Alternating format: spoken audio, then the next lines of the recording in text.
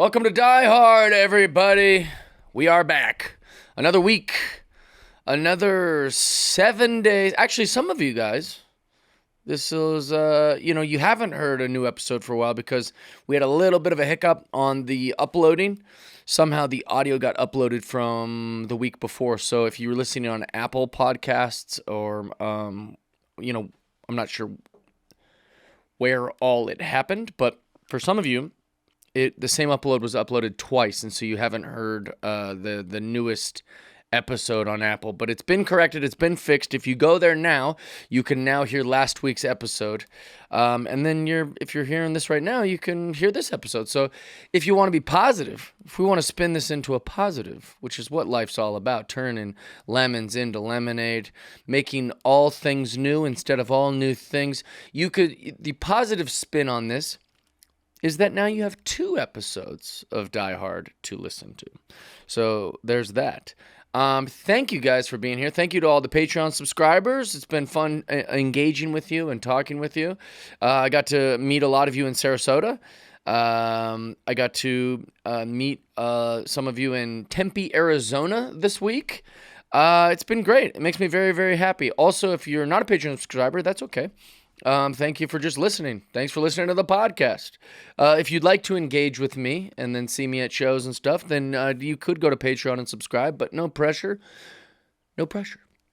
But you could do this. You could subscribe on YouTube, or you could subscribe on Apple Podcasts or wherever you do that. If you just have a free subscription would also help me out a lot. Rate, review, subscribe. So if you could do that, that's free. That's free to just click subscribe or like or comment. That's all free.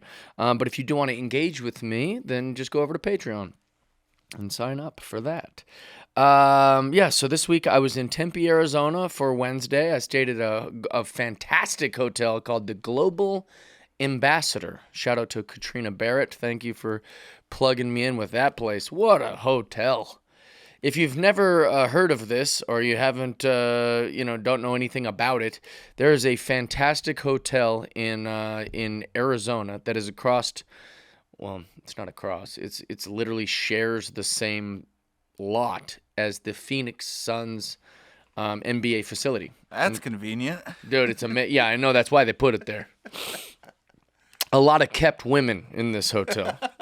Let me tell you, you go through the lobby and everyone is good looking. The men, the women. There's probably some uglies bouncing around, but even they are wearing like $1,000 worth of clothes and they're looking sharp. A lot of money in that place, let me tell you. And that's naturally why I liked staying there. As a kid that grew up very blue collar, lower class, poor, I have always been an aspiring yuppie. And it felt very good to be among the yuppies at the Global Ambassador. What a fantastic hotel. So I performed on Wednesday. Had 2 great shows at the Tempe Improv. Thank you for everyone that came. And then the next day I just had a Jeff day, which I don't do that often. Sometimes I'll say I'm having a Jeff day because I get like a massage or something. But this was a whole Jeff day. I slept in. I went and got coffee and wrote jokes and looked at my social media and all that. And then I went to the hot tub and ate lunch at the pool and stayed in the hot tub. Then I went and got coffee again. Then I wrote more jokes. Then I laid in bed for like 40 minutes and then went and got a massage. Then after my massage, I did a cold plunge. After the cold plunge, I just kind of sat around for a little while, just relaxing, no phone, no nothing. Then I went and had myself a nice steak dinner. Then after the steak dinner, I had a cigar. And then after my cigar, I went and laid in the very comfortable beds at the Global Ambassador and watched Predator Badlands for the 9 millionth time. How many times can you watch that movie? I don't know. I'm still testing the limits. I'm not tired of it. I've seen the movie over and over. It's my new Big Lebowski. I've been watching the Predator Badlands a lot. But anyways, that was my day. If I could have had sex or maybe watched porn and masturbated, it would have been the perfect day. I just didn't think to squeeze that into the schedule. But what a fantastic day of relaxation. The next day I got on the plane and I was like, I feel like a new man. Because I was out by 9 p.m. I was all, sleepy and tired and done with the day. So I got a nice night's rest also. So anyways, I don't know how interesting that is for anyone, but that's what I did in Arizona. And then from Arizona, I flew to Springfield, Massachusetts, home of the NBA. Sorry, it's not the NBA. It's the Naismith. Is that what it's called? The Hall of Fame? Yeah, the Springfield, Massachusetts Basketball Hall of Fame. Go ahead and Google that. Basketball Hall of Fame. Yeah, it doesn't say NBA, does it? It just says basketball. That means it must cover the ABA and all those other leagues? Yeah, I think just basketball in general. Springfield is where basketball was invented. We're going to see Caitlin Clark in there one day? No, you can already see Caitlin Clark in there. Oh, nice. Let me tell you something. I know that all you liberal listeners, all you moderates, all you libertarians, all you people that are politically agnostic are about to roll your eyes and go, Jeff's going to do it again. Jeff's going to get on his Last Cowboy in L.A. and talk about the woke people. Jeff's going to lean into his right-wing grift. But here's the thing. Another example of fake woke bullshit. The Basketball Hall of Fame is just a giant commercial for what it's a big commercial for basketball. They're leaning into marketing. They're not worried about the history, right? When you go to Cooperstown, everything is in the past. There's nothing that they're like looking you forward to. They're not marketing for something that's coming up. It's going, this is baseball history. You have to be inducted into the Hall of Fame before you get a placard and like a bunch of mentions. They don't talk about things. They might have talked about something that happened as soon as last year, right? Because maybe something happened during that season that was historic and they put it in Cooperstown, which is the Baseball Hall of Fame, where it's at. So that might be in there. But even that would be one season ago. It wouldn't be something in the future. Whereas with the Basketball Hall of Fame, it's just advertising like the female tournament that's coming up and it's just a big commercial trying to get you to watch women's basketball. They had all this dumb woke bullshit and it is woke, and it is dumb, and I'm not jumping the gun here. Women's basketball sucks. It's not their fault that the rim is 10 feet and they're genetically smaller than males, and men can dunk and do all this stuff. I've always dreamed that I would be able to articulate what I'm about to tell you well, and I might not be able to.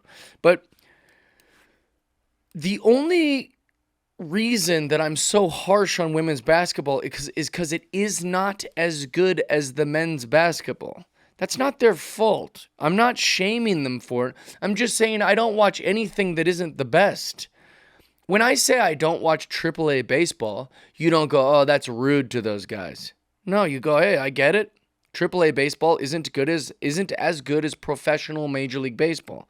I want to watch the best. So if men weren't playing basketball and all I could watch was the WNBA, I would watch that. That's probably the best. But it isn't. The men's league is so much better that I watch the best of the best of the best. A great example of this to show that I'm attempting to be reasonable is that I love women's softball. I will watch a women's softball game from inning 1 to inning 9. I love it because there isn't a better version of softball. That's the best. When you watch these girls, like the field is smaller, the mound is closer. They're throwing this crazy fastball that rides up. The men aren't doing that. The men don't have a field with those dimensions. They don't use a ball that's 3 times the size of a baseball. Like softball is such a different sport. It's similar to baseball. It's similar to stickball or any of these other things, but it's its own thing. And since we only have women playing softball on television, that's the highest level it goes, and I really enjoy watching it. It's very, very good. Now, when I'm watching women's basketball, it isn't as good as the men's basketball because they haven't shrunk down the court. Shrink the court. Lower the rims. What are we doing? Why are we making Angel Reese try to measure up to Kobe Bryant? It's not going to happen. But if we lower the rims, if we make the three-point line closer, if we make out of bounds and the distance they run from hoop to hoop, it could be better. So let's do that. That's what women's basketball should be. Make it smaller because they're smaller. There's a reason that in women's golf they hit from a closer tee box. There's a reason that we in women's volleyball, actually I don't even know if women's volleyball, talking out of school here. I don't know. The point is, make it smaller so I can enjoy it. Also, stop pretending it's just as good. That's super annoying to us. I'm not saying cancel women's basketball. I'm just saying stop trying to psyop us into thinking that it's just as good. It looks like there is a 7-inch difference in the nets between men's and women's volleyball. And that's because spiking is awesome, and we want to see it from the ladies too. Exactly. You've got to give these girls a chance. If you're going to want us to watch it, you've got to let them put a product out there that is as good or better. Now, same kind of is happening with wrestling. WWE is so motivated to be like the women's division. Oh, the girls are just as badass as the boys, and the girls are just as good as the... And the reason it's frustrating to me is because I can just not watch the WNBA. It's not a big deal. But in wrestling, they're forcing me to watch it. They're putting the women's matches every other with the guys on the thing. I can't just not watch a program. I have to... Like, they're pushing it on me. Now... You might say, well, why isn't it's not even a real sport, which is true, but professional wrestling is a show. It's choreographed, it's predetermined, it's whatever. So how are the girls not as good as the boys with that?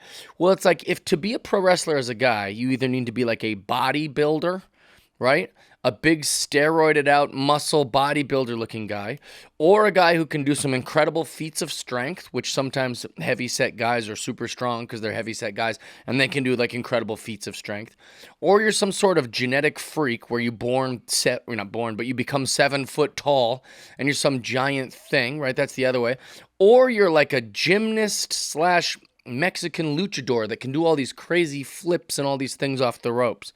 Now, when it comes to the women's division of wrestling, being hot is somehow all it takes. You've got girls out there who, they're very beautiful, but like Alexa Bliss, Liv Morgan, these girls that are in, Kelly, Stacy Keibler, the Bella Twins, AJ Lee, they're not strong. They're not bodybuilders. They're not steroided freaks. They're not doing feats of strength.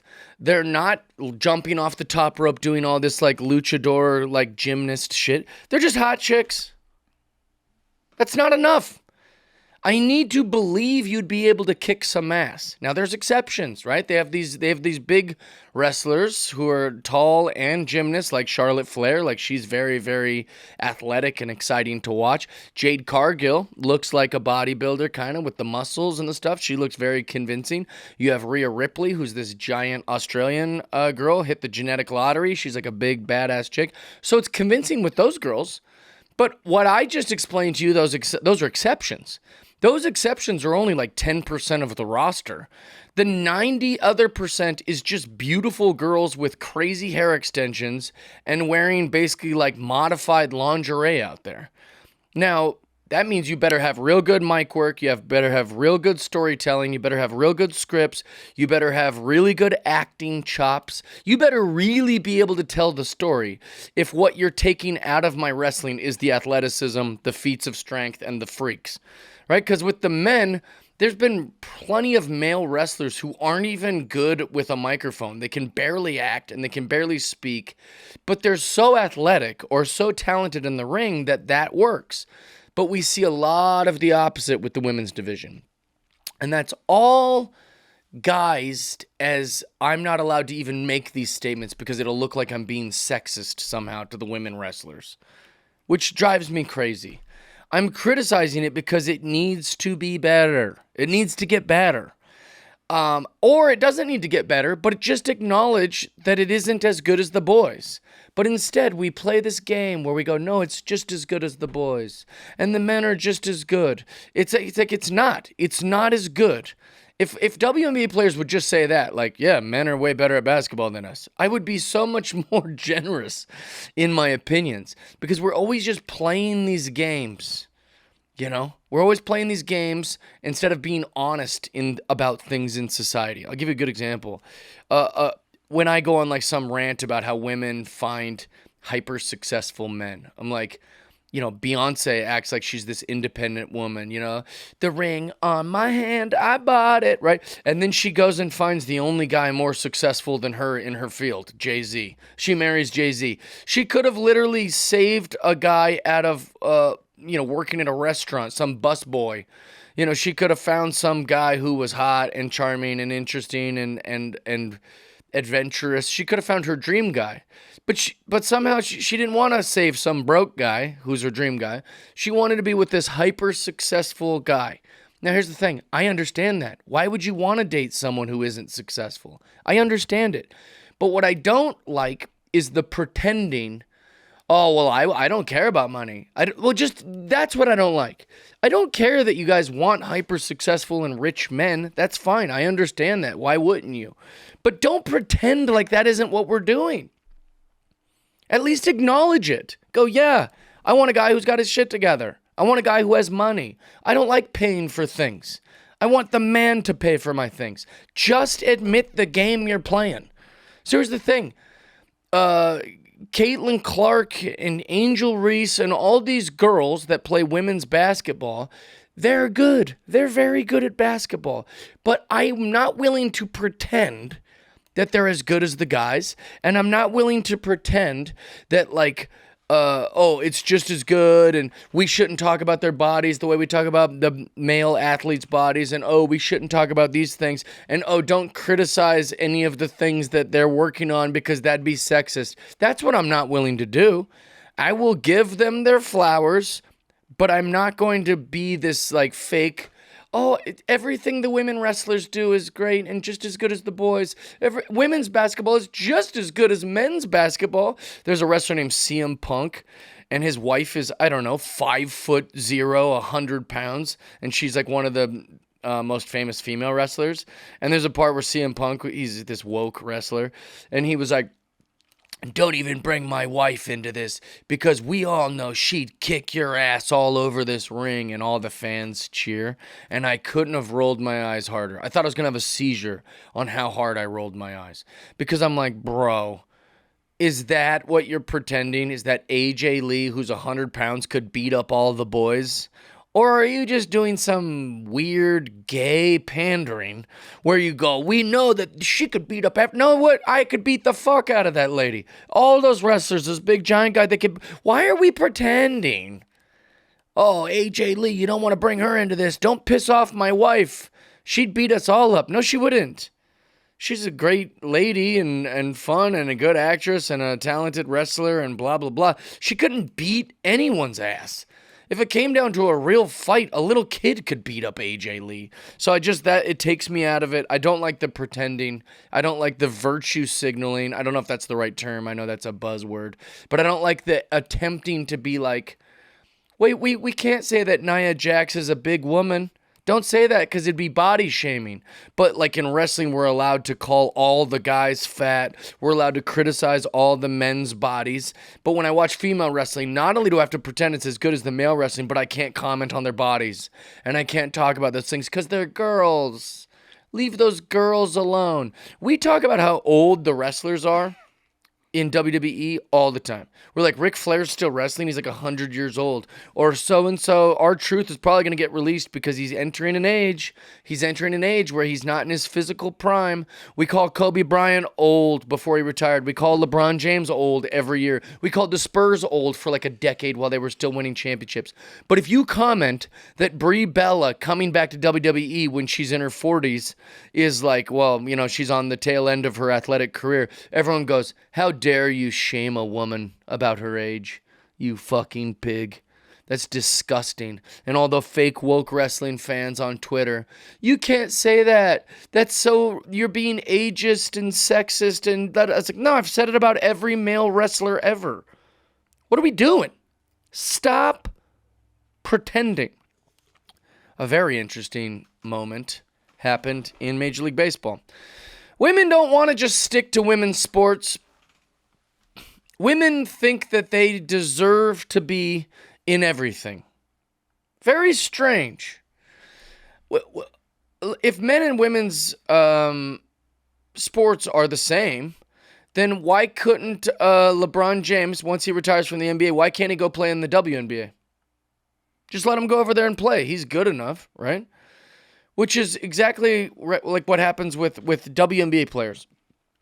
Mike, let me ask you this. If there was a woman who was good enough to play in the NBA, like against the men, do you think she should be allowed to if she's as good as them? Yeah, I think there's plenty of examples of certain age groups as people are growing up, and then eventually it phases out because their talent isn't able to keep up with it. But there's girls out there playing baseball in youth leagues right now instead of softball, like, because they can compete. If there was some girl who was able to play like LeBron James, I bet she'd be playing basketball with the guys. But I don't think she should be able to, because she isn't a guy. So she should have to go dominate the WNBA. You don't get to come play with the boys, because the boys could play with you and you're not letting them over there. If we're being fair, in the interest of being fair. Yeah, at the highest level, yeah, sure. I think that they should be playing in their pro league. Like, that's right. different. So if a woman was as good as LeBron, I would say keep her out of the NBA. Just let her dominate the WNBA. You don't get to come over here. So you see a lot of women referees now. You see like a lot of like, oh, the first strength and conditioning coach in the NFL as a female. You see a lot of these like first women things.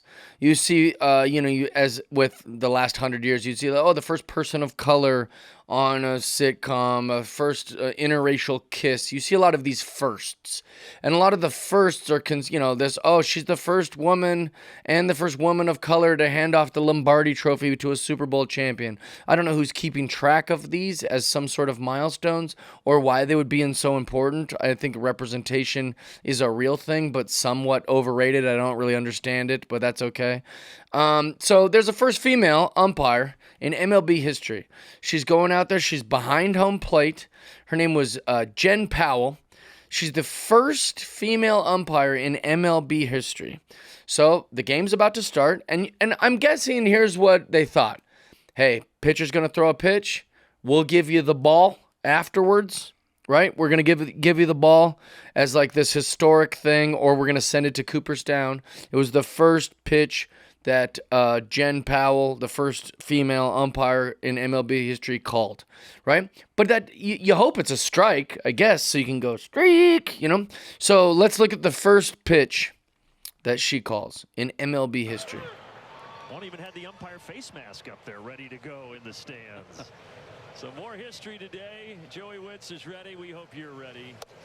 And here we go. Not even close, and she calls it a strike. He'll take it, and I wonder if they're going to take the baseball. I guess not. I thought that maybe that would be kind of a big one. There we go. Now we got it figured out. Yep, they are going to authenticate it, and Jim Powell will forever get to keep that ball. All right. This wasn't even close. Inside, low, and she calls it a strike. I know that that's the story.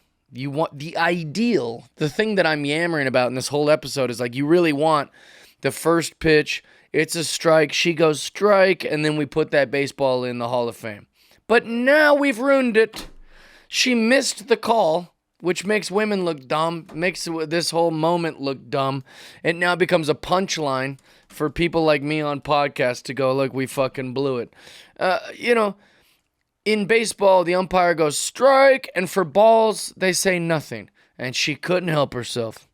She couldn't just sit there and say nothing. She had to say something, didn't she? She could have just said nothing. They just still took the ball and said this was the first pitch that a female umpire saw in a Major League Baseball game. All you had to do was be quiet. And it's a ball. But you missed the call because you wanted to do your steak. It's embarrassing. We blew it. You blew it. And now that'll forever be like a punchline. Like, oh yeah, they let a female be the umpire. And the first call that she ever called, she missed it. She missed her first call in MLB history. Pretty crazy.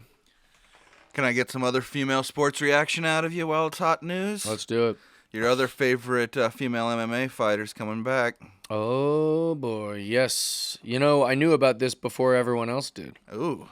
Ronda Rousey versus Gina Carano. I am a big Gina Carano fan, and I am either a hater or sometimes indifferent about Ronda Rousey.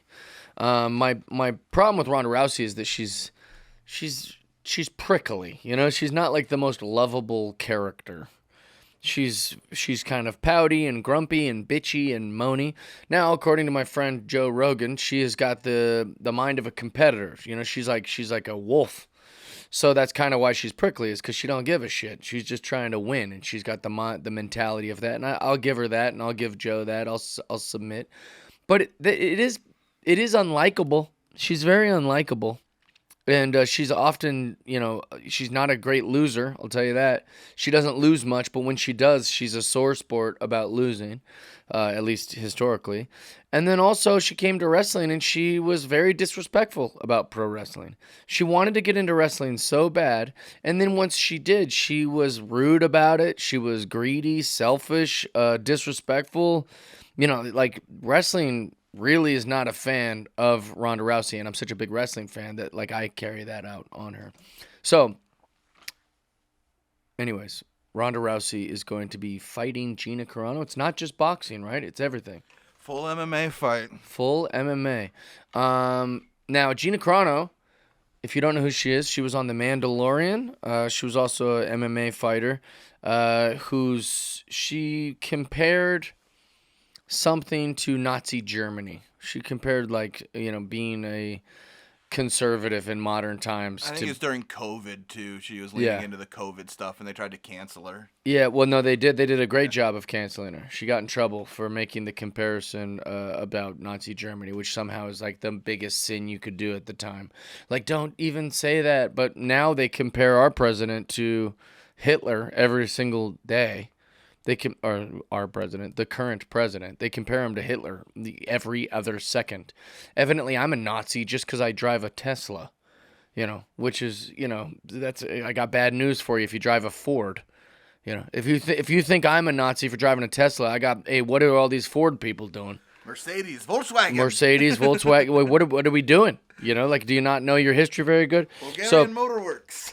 But then she got, you know, canceled for that. They took her off of the show The Mandalorian, which she was a great character and actress on, because Disney is, you know, very gay. And so, anyways, long story short, Gina Carano, last time I saw her on social medias, which is, you know, or last time I kind of like checked in and like just looked at her page, she gained some weight. She had gained some weight. And so when I heard about this fight, I was like, all right, let's go back to her Instagram, see what's going on with her. And she's been training. If you look at the videos of her like sparring and shit, like she looks like she's in the best shape of her life. She looks fucking incredible. Now, I'm not qualified enough to make a prediction that you should listen to me about. Who do you think's going to win this? Part of me thinks Ronda, just because she has such a clear path. Like, that armbar is Olympic level, but everything else when it comes to stand-up and striking makes me think Gina. It's hard for girls to finish fights, and Ronda's got a clear path and a clear finisher that's notably world-class. But I'd love to see Ronda lose. Me too. Also, like, you know, how do we know if Ronda's even taking this serious? How do, like, people make those decisions when they gamble on a fight? Like, the best fighter in the world not taking it as serious as they should can affect a fight. Yeah, I think she learned that lesson of not taking it serious when she got put out a couple times in the UFC. Yeah, I don't know, but this could be a cash grab. I mean, it's on Netflix against a woman who wasn't in the UFC. Right, but a little bit. She was before they allowed women in the UFC. Mm-hmm. But yeah, I think it's a good fight to come, even though they're both past their prime. Like, that might actually be the equalizer. Like, since neither one of their primes lined up, they're both officially past their prime, right? Which is helpful instead of one of them fighting the other one at their peak. Well, for sure, yeah. I mean, but this is just this is going to be fun as hell, in my opinion. Like, I love this. I love that they're doing this. Shout out to Netflix. I love that you guys are doing stuff like this. These are like fantasy bookings, as we call them in WWE. It'll be interesting to see if the numbers beat the UFC numbers, because the UFC lately has not been doing fan-friendly matchups and has become very Russian, and all of the champions are from foreign nations, and these are a couple people who are American stars and household names that we know. Yeah, so it'll be good. Interesting. I think the numbers will be great because also it's on Netflix. Everyone already has Netflix. So it's not like they've got to subscribe to a thing. They don't have to pay $80. Like, it's just already on there. Which is why nobody's getting mad about the Logan Paul, or not Logan, but the Jake Paul whatever fight. It's like nobody really got pissed because it's like, well, even if this sucks, we already had Netflix. Yeah, so it's So, $80 buys. No big deal. Yeah. Yeah. I'm very excited about that fight. I'm very interested. I'm going to be there also. I took the weekend off, and I'm going to go root on Gina Carano. So I'm very excited about that. Went to the movies. There's a weird thing happening in movies. I'm going to talk about a movie called Send Help. Now, if you don't like spoilers and you haven't seen the new movie Send Help with Rachel McAdams, then fast forward 4 or 5 minutes because I'm about to spoil some things in this movie. Now, the thing that I don't like that's happening in movies, whether it's Uncut Gems or any of these films that have done really well, Uncut Gems is the first one that comes to mind, but definitely Send Help, is they're not giving me anyone to root for. Everyone in the movie is a piece of shit. Everyone in the movie is so fine with murder and so fine with like bending the rules of humanity, you know, like they're just so easy to kill someone, or they're just so easy to be selfish, or what. Like, what happened to the heroes? There's no heroes in movies. If you look at Uncut Gems, which is a fantastic movie, it's Adam Sandler. It's a masterpiece when it comes to acting. Now, Mike's a director, so he might be able to speak to this. Like, I think the way it was shot, I think, is good. I'm guessing. I don't know any of those things, but it's the story of Uncut Gems breaks my brain. Who are we rooting for? Adam Sandler's the lead, and he's a selfish, greedy, cheating loser, basically. Kevin Garnett plays himself. He's the closest to a redeeming character, but he's only on screen for like 6 minutes the entire movie. Adam Sandler's girlfriend, who he's cheating on his wife with, is like this terrible young bitch that's just kind of using Adam Sandler's character for money, and then she fucks The Weeknd because she doesn't care about Adam Sandler's character that much. She'll just fuck a celebrity at a nightclub. The Weeknd looks like a douchebag who just fucks groupies at his concert and acts like a douchebag rapper. Adam Sandler's daughter Adam Sandler's character's daughter and character's wife in the movie are hateful, bitter, angry girls towards him, and that's all you really see of them. So, like, there's just nobody to root for. Everyone in the movie sucks. When he's being shot and killed, I'm like, all right, good. I don't really care. I'm not that attached to him as a character. I'm not really rooting for him. He's a fucking loser. Same with this movie called Send Help. They set up this very adorable, very likable character played by Rachel McAdams, where everyone's shitting on her because she eats smelly tuna sandwiches at her desk, and she tells bad jokes, and she's socially a loser at her workplace. At her workplace, she's like the bottom of the totem pole. And they all just use her because she's a good worker, but she's not like very fun to be around. You know, nobody invites her to karaoke or to drink, right? Now, as hurtful as that is, that they treat her like this, it doesn't mean that would justify her being a murderer. You know, just because we feel bad that she's not fitting in at work and that she's, you know, being laughed at behind her back because she's so insufferable socially, doesn't mean we would root for her to hurt someone or kill someone. So basically, through a series of events, she gets stuck on an island with her douchebag boss. But while she's on the island, she's doing terrible things, including murdering his fiance and some random guy who owns a boat on this, you know, in that area. She kills him. She and it's all guys, again, kind of going full circle on this episode, as like, you're a boss bitch. Go get it, girl. Go get it. Yeah, everyone wronged you, and you got it. Sometimes you got to save yourself No one's coming to save you, so you do what it takes to be that rich, independent girl that now golfs in Hawaii and is known as a celebrity because she survived this plane crash. You get it, girl. You kill everybody, so there's no witnesses. You boss bitch. What are we doing? I was rooting for her in the first half of the movie because she's sweet. And she don't mean no harm, and like she's just working really hard. And sorry if I tell bad jokes, and sorry if, if I'm, frumpy looking and my clothes don't fit great, and I eat smelly sandwiches at my desk. I'm rooting for that woman, but I'm not rooting for her so much and feeling so bad for her that I'm fine with her fucking killing people. Or holding a man hostage on an island, and anytime someone tries to come save him, we just kill those people.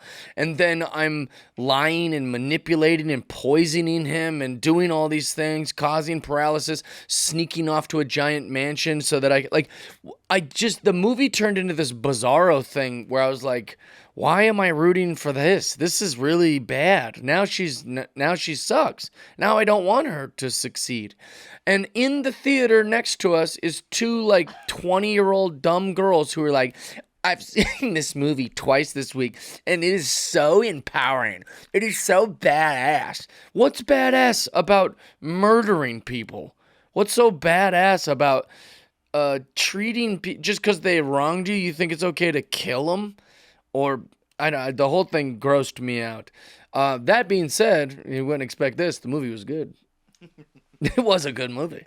I really enjoyed the scenes. Sam Raimi don't miss. Yeah. So the movie was fantastic, but I'm just talking about this weird thread line. Is like we should have someone to root for, and as complicated as people are, listen, all your heroes are, guilty of occasionally being greedy or occasionally screwing up or making mistakes. But you shouldn't be rooting for anyone who's murdering people or for doing bad things like that bad or justifying their bad flaws because of something they went through. So that part really annoyed me. Let's get back to heroes and bad guys.